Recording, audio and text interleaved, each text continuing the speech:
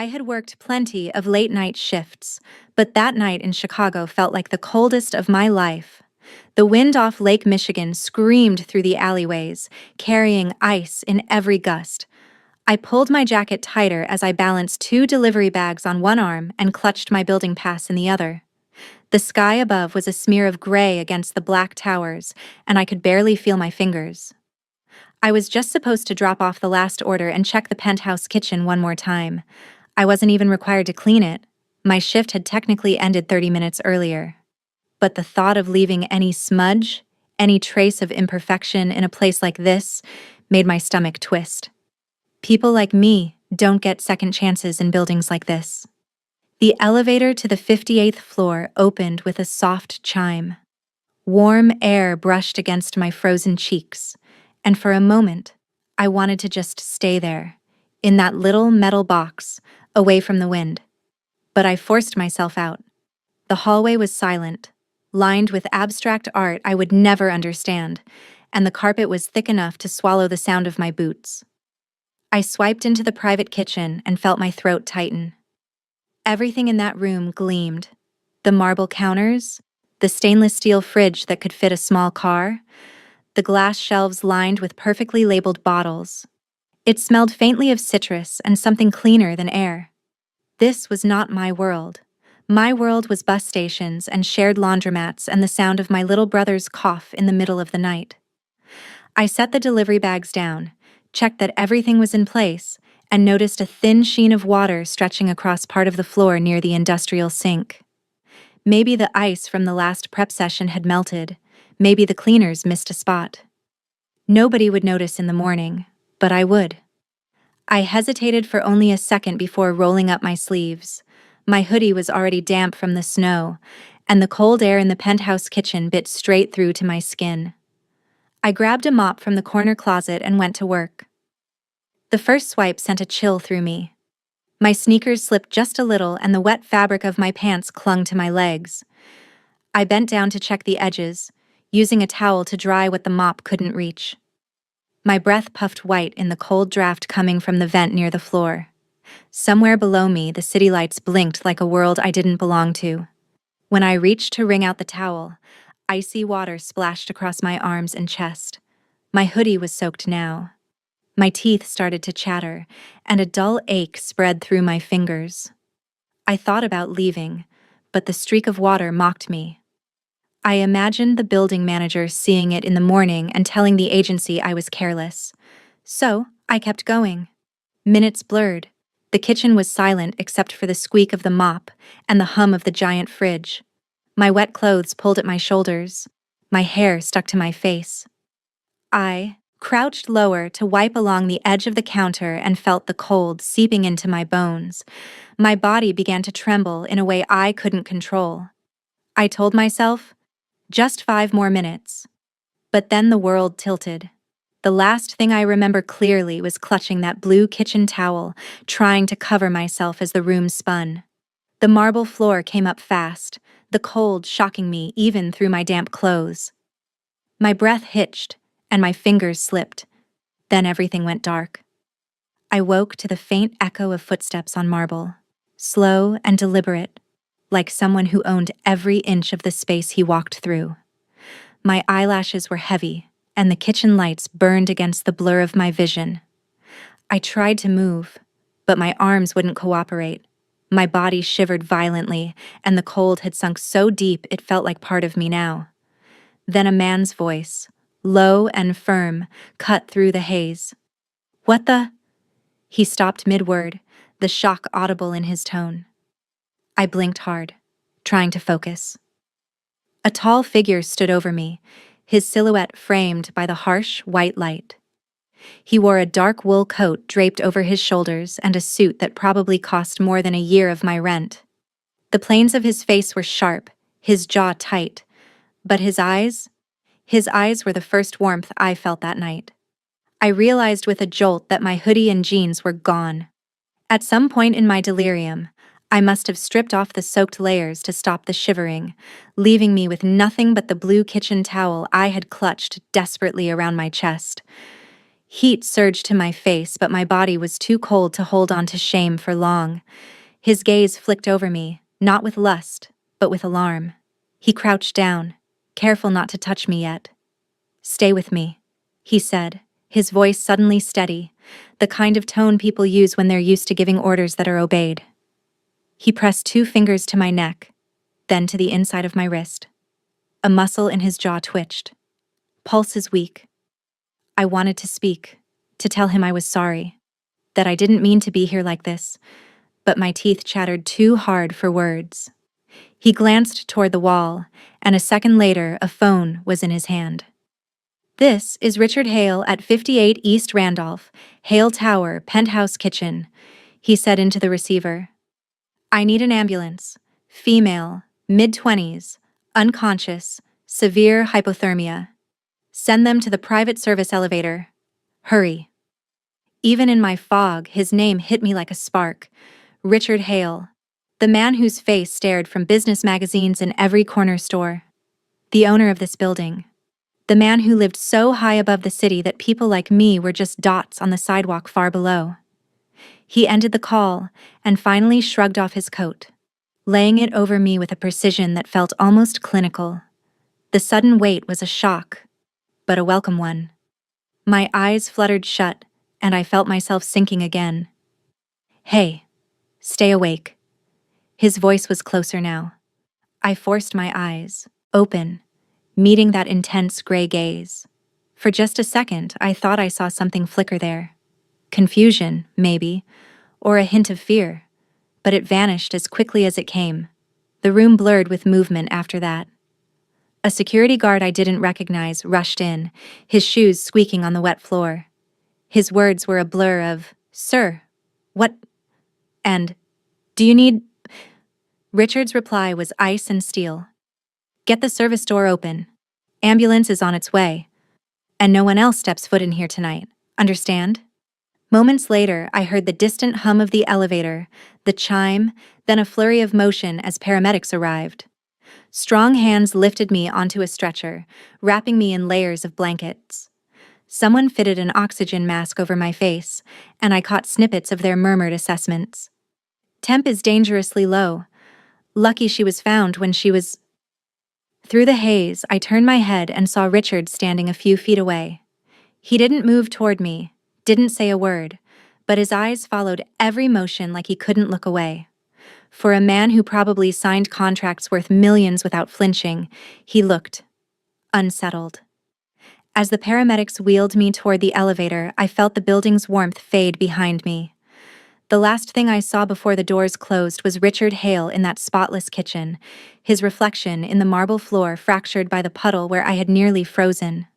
His expression was unreadable, part stone, part shadow, but I carried the memory of that gaze with me into the dark. The elevator descended, smooth and silent, and the hum of the ambulance outside replaced the wind. I let my eyes fall shut, clutching the faint smell of his coat, and surrendered to the pull of sleep. Somewhere above me, on the 58th floor, a man who had never seen me before tonight now knew my name. And I suspected my life would never be the same. The first thing I felt was heat. Not the gentle warmth of a sunny morning, but a heavy, pressing warmth that wrapped my skin like a cocoon. For a moment, I thought I had dreamed everything: the cold kitchen floor, the blue towel clutched in my hands, the gray-eyed man who had found me. A soft beep pierced the haze, followed by the hum of fluorescent lights. I forced my eyes open. White walls, a ceiling with tiny square tiles, the faint antiseptic smell that only existed in hospitals. My throat was dry, and a sharp sting ran through my fingers when I tried to move them. Then I saw him. Richard Hale sat in a chair a few feet from my bed, his posture too perfect to be relaxed. His suit jacket was gone, his tie slightly loosened. He wasn't looking at his phone or a file, just at me. I froze. My last memory was of him crouched in that gleaming kitchen, his coat over my half-naked body. Shame flooded me so quickly I almost turned away. "You're awake," he said, his voice even but quieter than I expected. I swallowed, my throat aching. "Why, Why are you here? He leaned forward slightly. Because you nearly froze to death in my kitchen. The words hit me harder than the cold had. I gripped the thin blanket and pulled it closer. I didn't mean to. His brows knit. Didn't mean to what? Be there, like that. My voice cracked. I was just trying to finish cleaning the floor. My shift was already over, but I needed to make sure it was spotless. He tilted his head. You came back after your shift ended? I hesitated, then nodded. The truth felt small and ugly in my mouth. The agency only gives me 20 hours a week. I hoped if I did more, maybe they'd keep me. I can't afford to lose this job. His gaze was steady, unreadable. You risked your life for that? I looked down at my hands, the IV taped to my skin. My nails were ragged, and my knuckles still trembled. I didn't think it would be that bad. I can't lose this job. My little brother needs heart surgery soon, and I'm the only one he has. For the first time, his expression shifted. Something softened around his eyes, just slightly. How old is he? 17. He's been in and out of hospitals since he was a kid. Our mom passed when I was 19, so it's just me now. Rent, bills, meds, everything depends on me showing up and not making mistakes. I let out a shaky breath. I thought if I just worked harder, maybe someone would notice. Silence filled the room, broken only by the rhythmic beep of the heart monitor. He didn't interrupt, didn't glance at his watch, didn't pull out his phone. He just sat there, listening like no one ever had. I forced a weak laugh to cover the heat crawling up my neck. Instead, I ended up half naked on your kitchen floor, not exactly the kind of attention I wanted. His mouth twitched, almost a smile, but not quite. You're lucky you're alive, he said finally. Another hour and you wouldn't be. I bit the inside of my cheek and nodded. My chest felt heavy, like his words were bricks pressing down. He stood slowly, straightening his shirt. Rest. The doctors say you need to recover fully before you go anywhere. I've handled the hospital paperwork for now. You didn't have to. I know, he said, cutting me off gently. But I did. Then he glanced toward the window, the late morning light spilling across the linoleum. I'll come back later. We'll talk when you're stronger. He walked to the door, his footsteps silent against the floor. Before leaving, he paused, looking back at me for a moment. His expression was hard to read, a mix of distance and something I couldn't name. Then the door clicked shut, and I was alone with the soft beep of the monitor and the sudden weight of everything I'd just said aloud. For the first time since I could remember, someone had listened to me without rushing, without judging, and that scared me almost as much as the cold had. The next time I opened my eyes, the sun had shifted higher, painting a soft square of light on the hospital wall. My body ached, but the sharp chill was gone, replaced by the heavy warmth of layered blankets. I blinked and saw him again. Richard Hale sat in the same chair, as if he had never left. This time, he wasn't watching me as intently. His elbows rested on his knees, fingers laced together, his gaze fixed on the floor. He looked thoughtful, maybe even tired. I cleared my throat. You came back. He lifted his head. I said I would. His voice was calm, low, like he had all the time in the world. I shifted against the pillow, wincing at the stiffness in my shoulders. I don't know what to say. Thank you doesn't feel like enough. You don't owe me anything, he said simply. I just did what anyone should do if they saw someone in danger. I almost laughed, but the sound caught in my chest. Not everyone would have helped. Most people don't even see me. That earned me a longer look. His gray eyes were steady, unreadable, but not cold. He leaned back slightly, the sunlight catching the edge of his jawline. I need to ask, he said. Do you understand how close you were to dying? I hesitated, then nodded. I guess I do now. He exhaled slowly, then reached into his coat and pulled out a small white card. He placed it gently on the rolling tray next to my bed, His name was printed in bold letters across the top. Richard Hale, CEO. Hale Group. "This is my direct number," he said. "If you need anything at all, you call." I stared at the card like it might burn me. "Why would I ever need to call you?" A pause. Then he said something that unsettled me in a way I couldn't explain. "Because you deserve more than freezing on a kitchen floor for a job that doesn't see you." The words landed like a stone in my chest. Deserve more. The idea felt foreign, almost dangerous. My life had never been about what I deserved. It was about surviving, about making sure my brother had medicine and rent was paid on time. My fingers hovered over the card but didn't touch it. "I don't understand what that means." "You will," he said quietly. "Rest for now." He stood, adjusting the cuff of his shirt. Before he left, he glanced back one last time. "Someone from the building will check in with your agency. Your job is safe." The relief hit me hard and fast, almost dizzying. "So, I'm not fired?" "No," he said, a faint note of finality in his voice. "Not for this." I opened my mouth to ask what this even meant, but the words wouldn't come. He gave a short nod, then slipped out of the room as silently as he'd entered. The door clicked shut. I lay there staring at the white card on the tray, my mind spinning. I should have felt safe, or at least grateful. Instead, I felt exposed, vulnerable in a way I hadn't expected. What did he mean? I deserved more? I thought about my brother, about the tiny apartment with its flickering kitchen light, about the way I lived from paycheck to paycheck while pretending I wasn't terrified. People like me didn't get promises. We didn't get more. I reached out and ran my thumb over the embossed letters of his name. My hand still trembled slightly. Whatever he intended, whatever world he lived in, I wasn't part of it. Not yet. But for the first time, a tiny spark of possibility flickered through the exhaustion, and it scared me almost as much as the cold ever had. By the second morning in the hospital, I thought maybe he wouldn't come back. Part of me wanted that.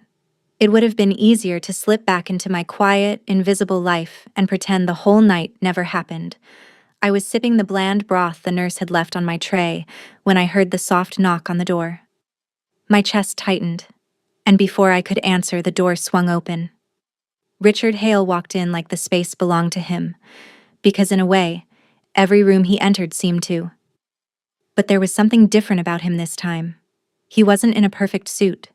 He wore a dark sweater and a simple coat, his hair a little wind-ruffled from the February air. Somehow, that made him even more intimidating. I set the cup down, my fingers clumsy. "You came back."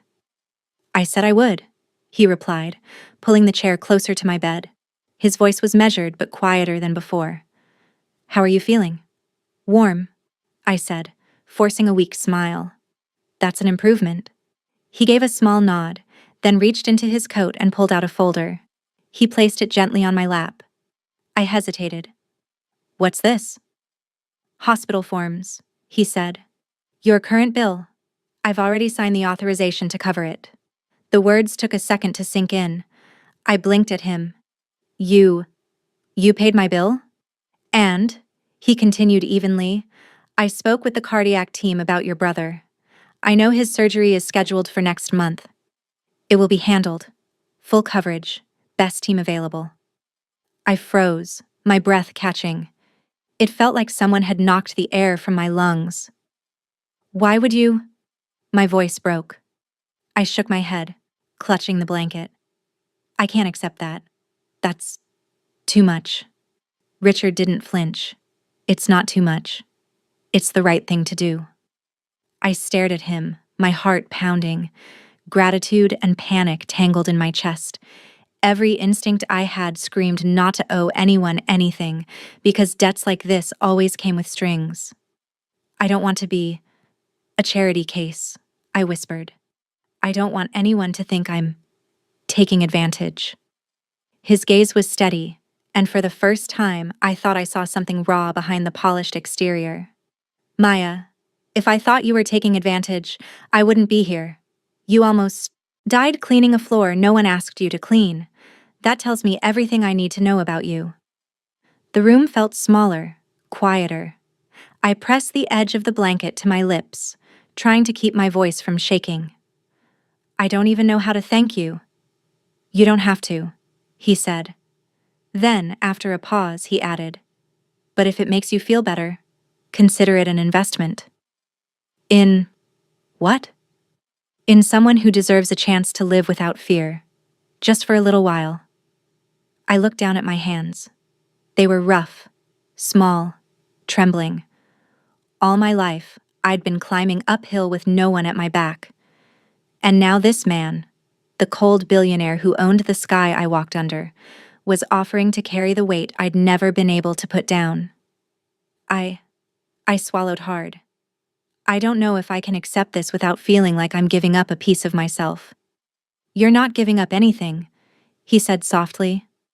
"I'm not asking for anything in return, not now, not ever." Silence stretched between us. The only sound was the monitor's steady beep and the muffled footsteps in the hallway. Finally, I nodded, my throat tight. Then, "Thank you." His expression didn't change much, but something eased in his posture, like he'd been holding his breath. He stood, gathering the empty folder. "I'll check in again tomorrow," he said. "Focus on getting your strength back." As he left the room, I felt both lighter and heavier all at once. Lighter because the crushing weight of hospital bills and my brother's surgery had lifted. Heavier because I couldn't shake the feeling that accepting help from a man like Richard Hale would change something in me forever. I lay back against the pillow, staring at the ceiling, wondering if this was how it started for people who suddenly had hope. Quiet and terrifying, like stepping onto ice that might hold or break. The next afternoon, the hospital room felt different. My body was slowly recovering, but my mind was restless. I had spent the morning staring at the ceiling tiles, turning Richard Hale's generosity over and over in my head like a coin I was afraid to spend. When the door opened again, I already knew it was him. He had that quiet presence that made the air shift. This time he carried a slim leather portfolio under one arm. He greeted me with a nod, not a smile, and pulled the chair closer to my bed. "I wanted to talk to you about something," he said. I sat up straighter, wary. "About the hospital bills?" "No," he said. "About your work." I froze. My fingers twisted in the blanket. "I'm not fired, right?" His head tilted slightly, almost amused. "No, but I realized something after last night. You were cleaning a part of the kitchen that wasn't even assigned to you. You noticed things nobody else did. That tells me two things. First, you care more than the job requires. Second, the job doesn't see you for what you're worth." I didn't know how to answer that. My whole life, work was just survival. Nobody ever asked if it saw me. He opened the portfolio and slid a single page across the tray table. "I want to offer you a new role. Temporary at first, but real. Internal sanitation consultant. You'll evaluate all the kitchens in our properties, look for safety issues and overlooked problems, and report directly to me." I blinked. The words blurred for a moment. That sounds like something for someone with a degree. Clean. "That's exactly why I want you," he said, his tone calm but firm. "You've lived this job. You know what corners get ignored. You know what danger feels like before anyone in an office ever will. I need someone who can tell me the truth, not what the managers want me to hear."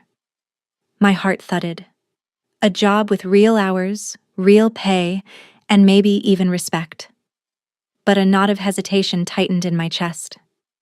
"I don't want to be a charity case," I whispered. "I don't want to feel like I'm here because you felt sorry for me." Richard leaned back slightly.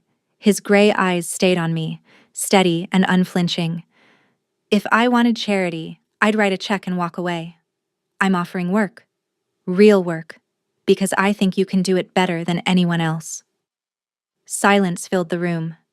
I glanced toward the side table where a nurse had folded the blue kitchen towel I had clung to the night I collapsed. Seeing it, there was like being pulled back into that freezing moment, the reminder of how close I had come to disappearing, unseen and forgotten. I reached out and brushed my fingers over the soft fabric. Something in me shifted. Maybe this was my chance to stop living like a shadow. I drew a slow breath. Okay, I'll try. But I need to earn it. I don't want anyone thinking I just got lucky because you found me like that. A hint of a smile touched his face for the first time. You'll earn it. I have no doubt. Relief and fear swirled together in my chest. I hadn't realized how heavy invisibility was until someone finally looked straight at me and said I mattered. As Richard stood to leave, he nodded toward the towel. Keep that, he said. Let it remind you how far you've already come. I looked down at the faded blue cloth in my hands. It wasn't just a towel anymore. It was the line between the life I'd been living and the one I was stepping into.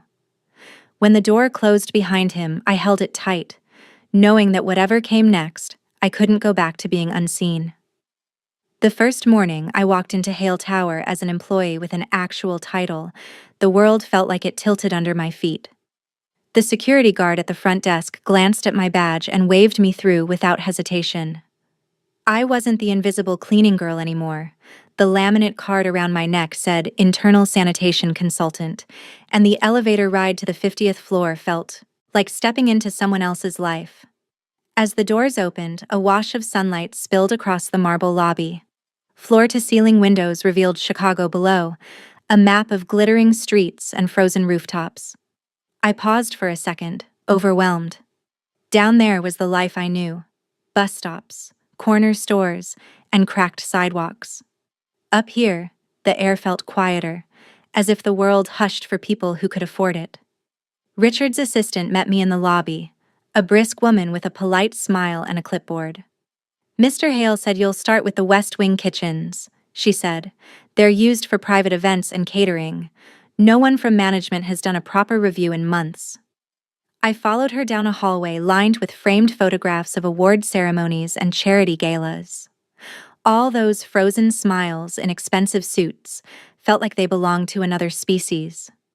I thought of my own reflection that morning in the cracked bathroom mirror of my apartment, hair pulled back tight, jacket zipped up against the February wind. When we reached the service area, the scent changed. The bright polish of the executive floor gave way to the faint smell of detergent, metal, and something stale. A man in a gray uniform was wiping down a prep table. His shoulders slumped, and the lines on his face deepened when he glanced up at me. He gave a small nod but didn't speak. "Morning," I said softly. He hesitated, then replied, "Morning," before going back to work. I walked through the kitchen slowly, notebook in hand. There were puddles under a leaking sink, a bent floor mat, a loose tile near the freezer door. Tiny details no one upstairs ever noticed, but they were the kind of details that could put someone like me on the floor, shivering and unseen. Two women were mopping near the back wall. One hummed a little tune under her breath, the other kept her head down. They looked up briefly as I approached, then went back to their work. Their eyes had that familiar glaze of exhaustion I'd seen in mirrors all my life. "Everything okay back here?" I asked. The younger one shrugged. "Same as always." Her voice was flat, careful. I jotted down notes in my little spiral pad. Low morale, physical strain visible, no clear channels for feedback. I realized I wasn't just cataloging leaks and slippery tiles. I was cataloging what it felt like to be invisible. As I moved through the space, memories of that freezing night crept in. My fingers brushed the blue kitchen towel tucked into my bag, the one I'd refused to throw away. It wasn't superstition. It was a reminder of how easy it was to vanish in places like this, where the floors were shiny but the people were shadows. By the time I returned to the hallway, my notebook was half full. I glanced through the glass wall into the executive wing, where a team in tailored suits moved around a conference table, laughing at something on a slide deck. The contrast was sharp enough to sting. I whispered to myself, they don't even know who keeps their floors from breaking them. And for the first time, I understood why Richard wanted me here. He didn't need a degree or a consultant with a briefcase. He needed someone who had knelt on these floors, who knew the cost of being ignored. As I took the elevator back down to the service level, I caught my reflection in the gold-toned doors. My face looked the same, tired, plain, a little wary. But my eyes were different. They were open now, and once you saw the gap between the world below and the world above, you couldn't unsee it. Back in my apartment that night, I sat at the tiny kitchen table with a cup of lukewarm tea and my spiral notebook. The city outside my window buzzed with the hum of traffic and distant sirens, but inside my apartment, the only sound was the scratch of my pen. I wasn't just writing a report. I was telling the truth of people who never got asked for it. West Wing Kitchen, Observations. I began with the simple facts. The loose floor tile, the puddle under the leaking sink, the bent rubber mat that no longer gripped the floor. Those details were easy. But then my pen hovered.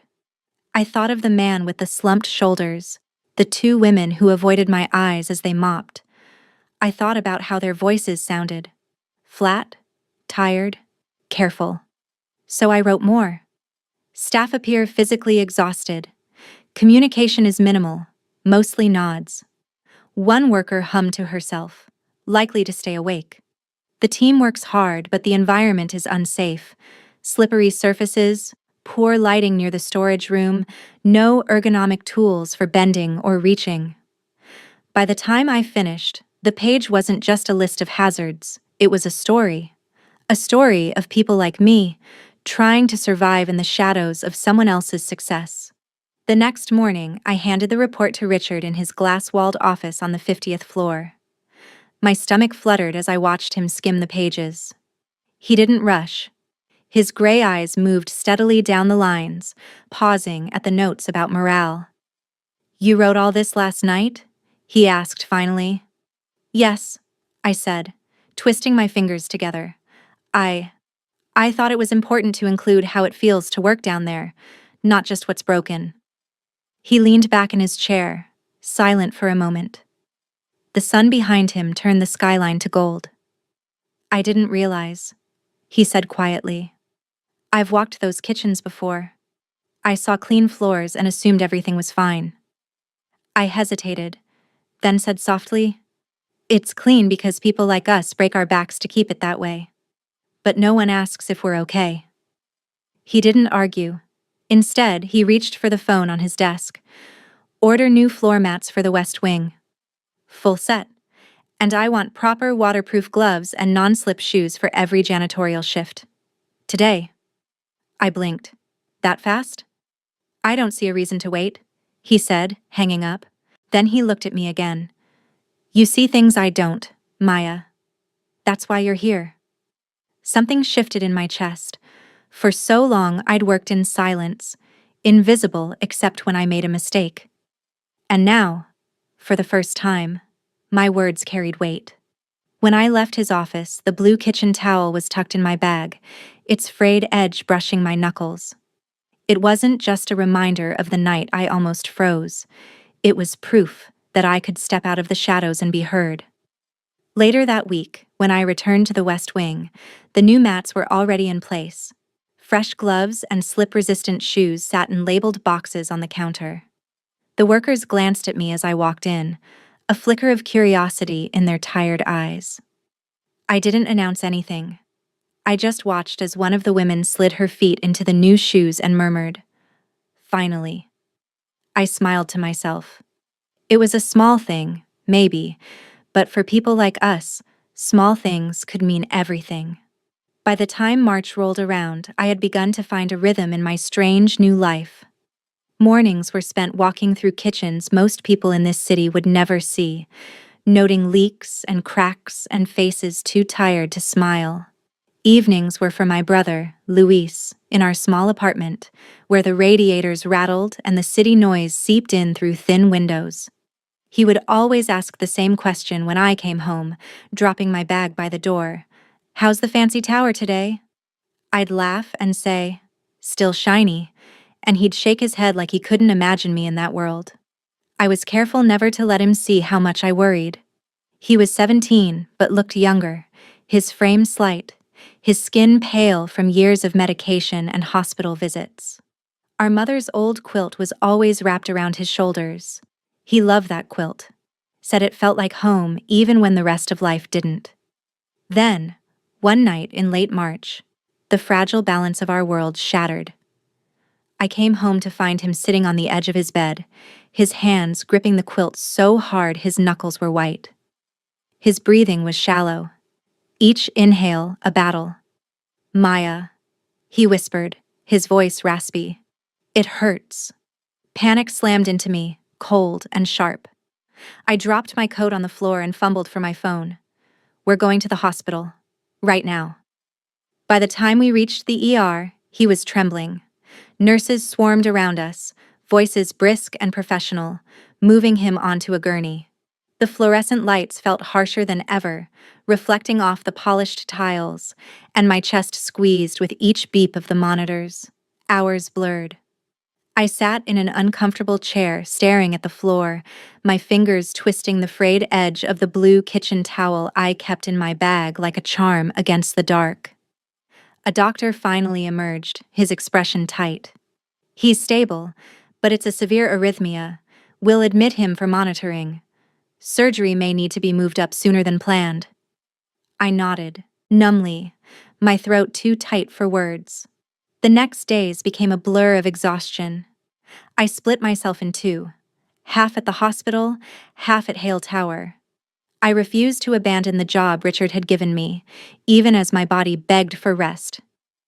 Every morning, I rode the elevator up 50 floors with eyes that felt like sandpaper, then spent hours walking kitchens, jotting down notes through a haze. At night, I sat by Luis's hospital bed, listening to the rhythmic hiss of oxygen and the distant hum of machines. He would sleep, and I would just watch, my hand resting on the quilt, afraid that if I blinked too long, something would happen. Food lost its taste. My reflection in the bathroom mirror grew hollow-eyed, hair dull from neglect. My chest felt like it carried a stone everywhere I went. Even in the kitchens, surrounded by gleaming counters and warm lights, the air felt heavy. I'd see the cleaning staff bending and scrubbing, their eyes as tired as mine, and think, we're all just holding the world up with shaking hands. One morning, after a sleepless night, I was walking through the West Wing with my notebook when my vision swam. I leaned against a counter, swallowing hard. My pen trembled in my grip. "You okay?" one of the janitors asked softly. I forced a smile I didn't feel. "Yeah, just long night." But inside, I was unraveling. Fear gnawed at me constantly. Fear of losing Luis. Fear of failing at this job that had become my lifeline.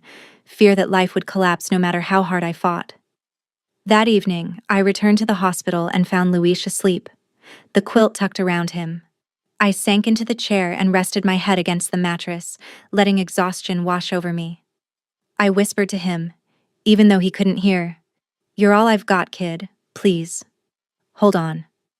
The beep of the heart monitor was steady, but each sound felt like a countdown, and I didn't know how much longer I could carry this storm alone.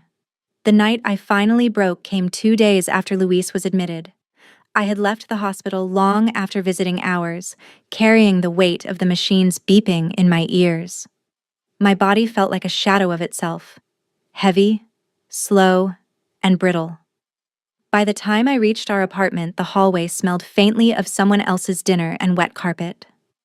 My keys jingled as I opened the door to the familiar darkness. Inside, the apartment was silent except for the soft hum of the refrigerator. I didn't turn on the big overhead light, just the small one above the stove. Its yellow glow spilled across the chipped counter and the single bowl left in the sink. This was home, yet tonight it felt hollow. I slid into the kitchen chair and laid my forehead on my arms. For a long time, I just listened to the sound of my own breathing, ragged and uneven. A knock at the door startled me. My head snapped up, heart pounding. It was nearly midnight. I opened it to find Richard Hale standing in the hallway, his coat dusted with the remnants of snow. For a moment, I didn't move, too stunned to speak. "I went to the hospital," he said quietly. "They told me you had gone home. I wanted to make sure you had someone here." I. My voice cracked. "It's late." He gave a small nod, as if acknowledging the obvious, and then glanced past me into the dim apartment. "May I come in?" I stepped aside. He walked in without the confidence of a man used to owning the world. His gaze swept over the peeling linoleum, the old couch, the single lamp with a crooked shade. He said nothing, and that silence felt like mercy. I sank back into the kitchen chair. Richard took off his coat and, to my shock, rolled up his sleeves. "You look like you haven't eaten in days," he said. "Where's your soup pot?" I blinked. "You cook?" "Not well," he admitted, "but I can manage soup." Something in me almost laughed, but the sound caught in my throat. I pointed to the cabinet. He moved through the tiny kitchen with quiet efficiency, finding the pot, filling it with water, and pulling out the packet of noodles I kept for emergencies. He opened my fridge and, to my embarrassment, found it nearly empty. Half a carton of eggs, a wilting bunch of celery. He said nothing, just chopped the celery with the small knife from the drawer. The scent of warm broth soon filled the room, simple and honest. I watched him stir. The man whose signature could move millions, standing in my cramped kitchen like he'd done it 100 times. When the soup was ready, he set a steaming bowl in front of me. I wrapped my hands around it, letting the heat seep into my frozen fingers. I ate slowly, the warmth traveling all the way to the hollow place in my chest. He didn't lecture me. He didn't ask questions I wasn't ready to answer. He just sat across from me in that wobbly chair, elbows on the table, silent. The world outside felt far away. The city noise, the hospitals, the weight of bills and fear. For the first time in weeks, I felt something unfamiliar. Safe. I realized then that this wasn't pity. If it had been, he would have spoken about solutions, about money or work or responsibility. But he didn't. He simply existed in the same space as me, holding the silence like it was something sacred.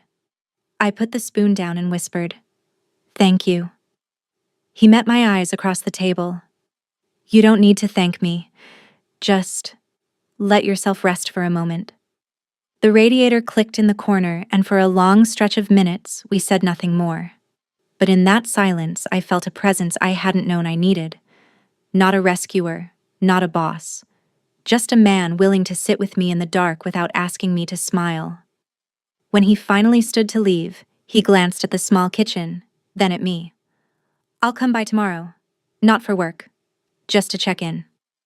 And for once, I didn't argue. I just nodded.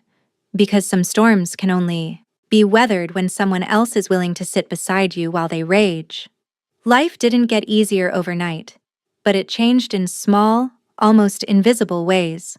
Mornings began with the same train ride into the city, the same cold wind snaking through the gaps in the station platform. But now, when I stepped into Hale Tower, I didn't feel like a ghost. Security guards nodded at me. A few of the janitors even smiled when I passed by. It wasn't that the world had suddenly gotten lighter, but pieces of it seemed to notice me now. My days were filled with kitchen inspections and quiet observations. I'd move through stainless steel corridors, notebook in hand, listening to the rhythm of work. Mops swishing, carts rolling, the occasional clang of a pot. Sometimes I would catch a small flaw before anyone else did. A loose drain cover, a slick corner of tile. I would note it down, and later I'd see it fixed. Richard had a way of making even small moments feel weighted. He never hovered, but he always seemed to appear when I least expected him. One morning, I was walking through the East Wing kitchen, jotting down notes about ventilation issues, when he appeared behind me holding a paper cup. "Coffee," he said simply, handing it over. I hesitated.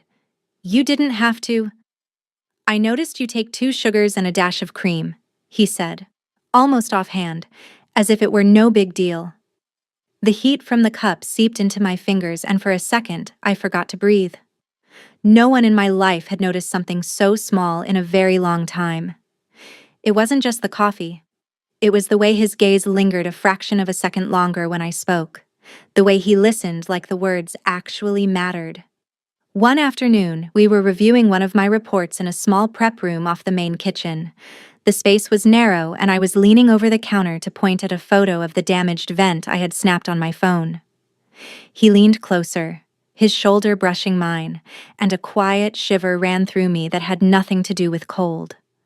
I pulled back slightly, flustered, and he immediately gave me space, as if he could feel the edges of my comfort without asking.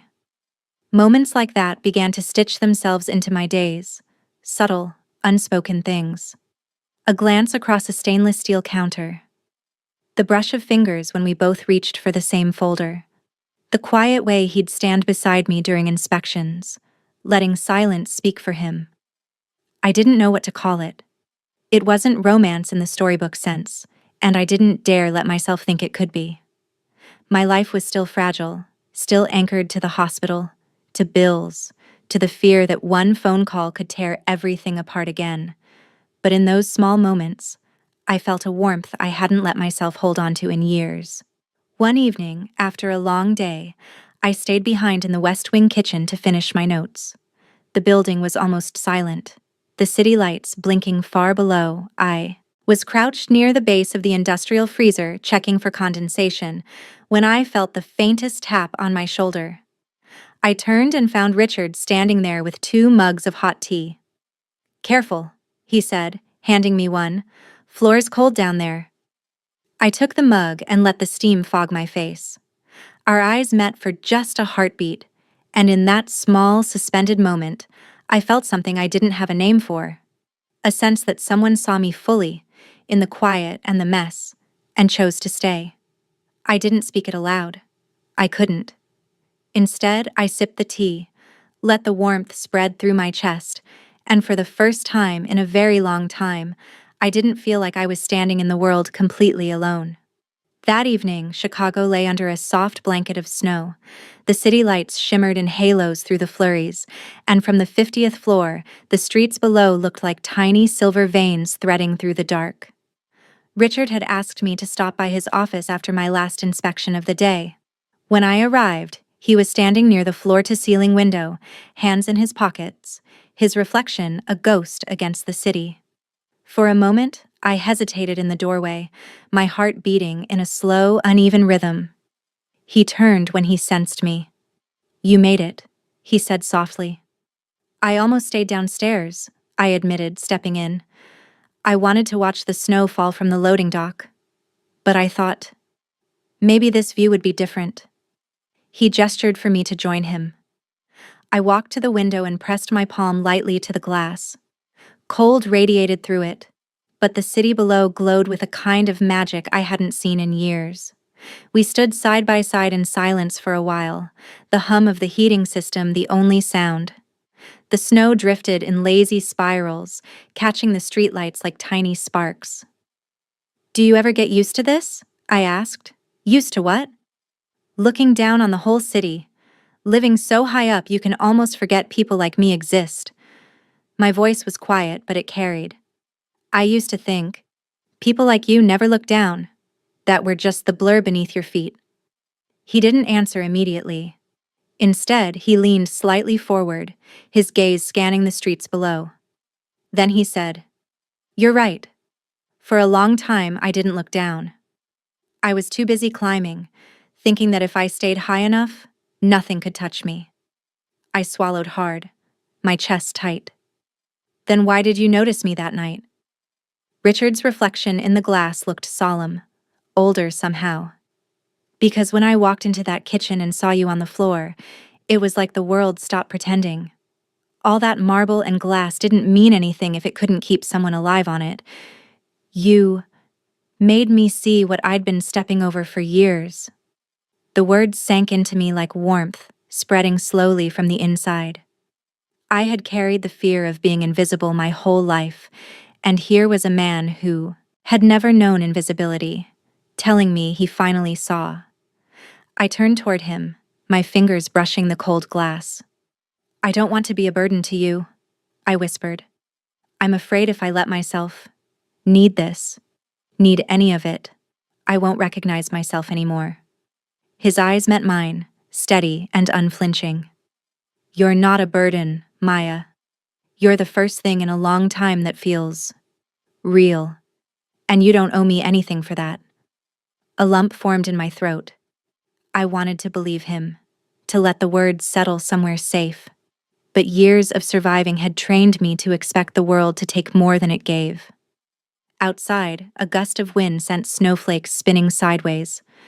The city looked softer, as if the noise and sharpness had been muted by the storm. "Do you ever get scared?" I asked, surprising myself. "All the time," he said without hesitation. "I'm scared of missing what matters. I'm scared of becoming a man who only sees the top floor and forgets the ground." That night in the kitchen reminded me, I don't want to be that man anymore. Something in my chest loosened. I hadn't planned to open my heart tonight, but his words were like a hand extended in the dark. For the first time, I let myself reach back, if only a little. I nodded, barely speaking above a whisper. Then, maybe I don't have to be afraid either. Not all the time. He didn't touch me. He didn't have to. The air between us felt alive with something fragile and unspoken, a warmth I'd kept at arm's length until now. As we stood together, watching the snow drift past the glass, I realized I was no longer thinking about survival.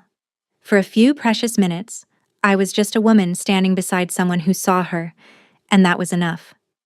Hospitals always smelled the same to me: sterile, faintly metallic, a mixture of bleach and something I could only call waiting. I had been walking these hallways for years with Luis, and yet that morning felt different. The air was too still, too heavy, as if the walls themselves were holding their breath. The surgery had been scheduled for weeks. The doctors were calm, careful, their voices steady as they explained the steps one last time. I had nodded along, pretending I understood every word, clinging to the hope that maybe this would be the last hurdle, that maybe my brother would finally have a chance at the life he deserved. Luis smiled at me from his hospital bed before they wheeled him into the operating room. His skin was pale, but his eyes were bright. "Don't look so scared, Maya," he whispered. "It's just another adventure." I forced a smile I didn't feel and squeezed his hand. "Then come back and tell me about it, okay?" And then he was gone, behind double doors that clicked shut with an echo that sank into my bones. Hours crawled by in the waiting room. I sat curled in a corner chair, arms wrapped around myself, staring at the linoleum floor as people came and went. My phone buzzed with messages I didn't open. Work. Richard. The world outside this waiting room didn't exist. I don't know how long I waited before the surgeon walked in. His mask was off now, his face lined with the kind of grief only doctors know. "I'm sorry," he said softly. "There were complications. His heart, it couldn't keep up." The words didn't make sense at first. My brain refused to stitch them together into reality. "No," I said, shaking my head. "No, he's strong. He always comes back. He said." The doctor reached out as if to steady me, but I jerked away. My ears rang, drowning out the hum of the lights, the distant voices, the entire world. It felt like falling through ice all over again, only this time there was no towel to cling to, no warmth waiting to save me. I don't remember leaving the hospital. Somehow I ended up in our apartment, the same quilt he loved still draped across his empty bed. I sank to the floor and pressed my face into it, breathing in the faint scent of detergent and the life that had just slipped through my fingers. Time lost all meaning. The radiator hissed, a car alarm wailed somewhere outside, and still I sat there, numb. The thought crept in slowly, quiet and dangerous. I can't do this anymore. The job, the city, the endless climb just to survive. None of it made sense without Luis at the end of the day. I imagined disappearing, leaving the badge on Richard's desk, walking away from the tower of glass and steel that felt too far from the world I had just lost. Part of me wanted to vanish into that silence, to fold myself into the quilt and never come out. When my phone buzzed again, I didn't check the screen. I let it ring out on the floor beside me. The world could wait. The world always could. I sat there until the light outside shifted from gray to black, until the city swallowed the last trace of daylight. Only then did I lift my head, the apartment a blur through the haze of grief. For the first time in years, I felt completely untethered. No responsibilities could ground me, no job title could save me. I was just a woman sitting on a cold floor in a quiet apartment, holding a quilt that would never be warm again. And for the first time, I wondered if disappearing might be the only thing left I knew how to do. The apartment was almost silent except for the soft hum of the radiator and the occasional groan of pipes in the walls. I was still on the floor, the quilt clutched in my arms, when I heard a knock. At first, I ignored it. I didn't want to see anyone. There was nothing left in me to offer. The knock came again, firmer this time. A familiar voice called softly through the door. "Maya." "It's me." For a second, I couldn't move. I thought about not answering. I thought about staying in the dark, where no one could see me falling apart. But my legs moved anyway, heavy and reluctant, and I unlocked the door. Richard Hale stood in the hallway, still in the same dark coat I'd seen him wear a dozen times. Snow clung to his shoulders and hair, and his gray eyes searched mine with a quiet, unbearable understanding. He didn't ask for permission. He stepped inside, closed the door behind him, and took in the sight of the small apartment. The quilt on the floor, my red eyes, the empty room that felt colder than the winter outside. "I heard," he said softly. I nodded, unable to form words. My throat was raw from crying, and the weight in my chest felt immovable. Richard walked into the living room and lowered himself onto the floor beside me. He didn't sit in a chair or try to pull me up. He just stayed there, letting the silence settle around us like a second blanket. For a long time, neither of us spoke. I rested my forehead against his shoulder, and the tears I thought had run dry came again, hot and silent. My fingers clutched at the fabric of his coat the way they once clung to that blue kitchen towel. He didn't move, didn't try to stop the flood. He simply let me cry, his presence solid and steady in a world that had just collapsed. The minutes stretched into hours, broken only by the occasional sound of the city far below, distant sirens, a car door slamming, the wind pressing against the windows. At some point, his voice came, low and even. "I can't take this pain from you," he said. "I can't fix what's broken tonight." I swallowed hard, pressing my face into his shoulder. "But," he continued, "I can stay. I can sit here in the dark with you, for as long as you need." Something inside me cracked and settled at the same time. It wasn't comfort in the usual sense, it was deeper than that. It was the relief of not being alone in the moment I most wanted to disappear. Hours passed. The clock on the stove blinked past midnight, then 1, then 2. My breathing eventually slowed, and my tears soaked into his coat. I didn't have the strength to apologize for it, and he didn't seem to need one. At some point, I whispered, barely audible, "I don't know who I am without him." "You're still you," Richard said, "the woman who refused to be invisible, the one who taught me to look down and really see. He was part of your world, but you are still here."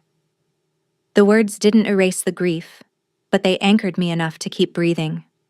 By the time the first pale light of dawn seeped through the blinds, I was leaning against him, exhausted, my eyes swollen but dry. He shifted slightly and said, "I'll get us some coffee in the morning. Strong, the way you like it." I didn't answer.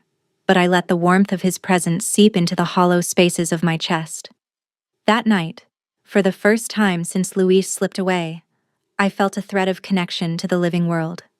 Not hope, not yet. Just the simple, steady truth of someone willing to stay in the dark with me until the light returned. A year can change a life in ways you don't notice until you pause and look back. 12 months after the night I almost froze to death on a kitchen floor, I stood in the same spot, but everything felt different. The West Wing kitchen gleamed under the soft fluorescent lights. The tiles no longer had that subtle thread of betrayal beneath your feet. New anti-slip mats lined the edges, and a faint hum of warmth rose from a heater installed near the drafty vent. My reflection looked back at me from the polished oven door, a little older, a little steadier. And there, by the service sink, hung the blue kitchen towel, clean, folded, and clipped neatly to the rack. It wasn't the same one I had clung to that night, but Richard had insisted on keeping it as a symbol. I'd never asked him why, but I didn't need to. I knew. This kitchen wasn't just safer now. It was alive with small signs of dignity. Staff moved through with quieter steps and straighter backs. A man whistled softly while stacking pans. A woman laughed when her coworker teased her about dropping a sponge. The shadows of exhaustion still existed, but they no longer swallowed the room whole. I walked slowly, running my fingers over the edge of the counter. Memory flickered, the cold floor against my skin, the blur of lights, the sound of Richard's voice calling for help. It was like watching an old film of someone else's life. I had stayed at Hale Group, though not the way I first imagined. My role as internal sanitation consultant had grown into something more permanent. I trained new staff, reviewed safety protocols, and, maybe most importantly, listened to the stories of people who had once felt invisible. Luis's absence still lived in me like a quiet echo. There were days the grief swelled unexpectedly, catching me off guard in the middle of a train ride or while making tea. But I carried him with me now, not like a wound that bled, but like a compass. He was the reason I refused to disappear again. That afternoon, after my inspection, I took the elevator to the top floor, the residence level I had only dared to imagine a year ago. My badge clicked softly, and the door opened into Richard's apartment, all glass and warmth overlooking the frozen city. He was by the window, as always, looking out over Chicago as if he were still learning to see it. He turned when he heard me and smiled, not the polite kind he gave board members, but the quiet, genuine smile I had grown to trust. "You're early," he said. "I wanted to stop by the kitchen first," I said, slipping off my coat. "It's different now. Better. I guess I needed to see it one more time." He studied me for a moment, then nodded. Full circle. I set my bag down and crossed the room, my heart steady in a way I hadn't known it could be. I had been spending more and more nights here over the past months, but today was different. Today, I wasn't arriving as a guest. I leaned against the window, the city sprawling beneath us, and took a breath that felt like a choice. "I've been thinking," I said softly, "about moving in. Not because I need saving, not because I can't stand on my own anymore, but because I want to choose this. Choose you." Richard's expression didn't shift into surprise. Instead, his eyes warmed with something I couldn't name, and he nodded slowly, as if he'd been waiting for me to speak the decision out loud. "I never wanted to rescue you, Maya," he said quietly. "I just wanted to be where you were, if you'd let me." I smiled. Small, but real. "Then I guess I'm letting you." I set my keys on the counter, a simple sound that somehow felt like a promise. That night, as the snow fell again over Chicago, I unpacked a few things into drawers that had been empty for months. The apartment didn't feel like a palace or a rescue anymore. It felt like a space we had carved out of the dark together, one step, one choice at a time. When I hung the blue kitchen towel on a hook in his spotless kitchen, I paused to look at it. It was no longer a symbol of survival alone, it was a reminder that I had been seen, and that I had chosen to stay, fully awake in my own life. Chicago's skyline glittered like a bed of stars scattered against glass. From Richard's floor-to-ceiling windows, the city stretched in every direction, pulsing with life. I could almost, but not quite, hear. The traffic lights flickered, and the elevated train rumbled past in the distance, tiny and far away. I stood with my forehead against the cool glass, my hands tucked into the sleeves of an oversized sweater Richard had draped over my shoulders.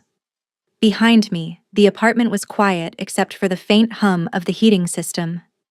Richard came to stand beside me, not touching, just present. Our reflections floated side by side on the window pane. For a while, neither of us said anything. We didn't have to. "I used to think love was supposed to save you," I said finally, my voice soft, carried more by the glass than the air. "That someone would come along, sweep you up, and fix everything that was broken." He stayed quiet, letting me find my own rhythm. I watched a single snowflake drift down the glass before melting away. But that's not it. Love isn't rescue. It's someone willing to sit with you in the dark, when the world is heavy and you can't see your way out, until the light comes back. When I turned, his gaze met mine with that quiet intensity I had come to know. "And I'll sit there," he said, "as long as it takes." Something warm unfurled in my chest, soft but certain. I leaned lightly against his arm, feeling the solid weight of him beside me. Not a shield, not a savior, just here. Later, I moved to the kitchen, the one that had become mine as much as his. It was spotless, gleaming under soft pendant lights. But it wasn't the shine that made my chest ache. It was the small detail hanging from the side of the counter, the blue kitchen towel, its frayed edge brushed against my hand when I reached for it. I lifted it, remembering the freezing marble floor, the panic in my chest, and the way my life had balanced on the edge of being forgotten. That towel had been a shield, a lifeline, and now, a quiet witness to everything I'd survived. Richard joined me, leaning against the doorway. "You still keep that close," he said. I smiled faintly. "It reminds me where I came from, and it reminds me that I don't have to go back there alone." He didn't answer, just reached out and adjusted the towel back onto its hook, neat and careful, like he understood the weight it carried. We ended the night standing again by the windows, the city alive below us, the apartment warm behind us. My life hadn't become perfect. The grief of losing Luis would always live somewhere in me, a quiet room I could never lock. But now, there was light in that room, a soft human light that said I wasn't alone anymore. I thought of the girl I had been, curled up on a cold kitchen floor, shivering, invisible to a world that moved too fast to notice. And I thought of the woman I was now, standing steady, seen, holding on to the kind of love that didn't erase the dark, but stayed with me inside it. I pressed my palm against the glass, feeling the cool city night on the other side. I whispered, almost to myself, "I'm finally home." Richard didn't speak. He just stood with me, shoulder to shoulder, letting the city lights paint us both in quiet gold. And in the kitchen behind us, the blue towel swayed gently on its hook, a small, silent witness to the life we had chosen, not saved, not rescued, but shared.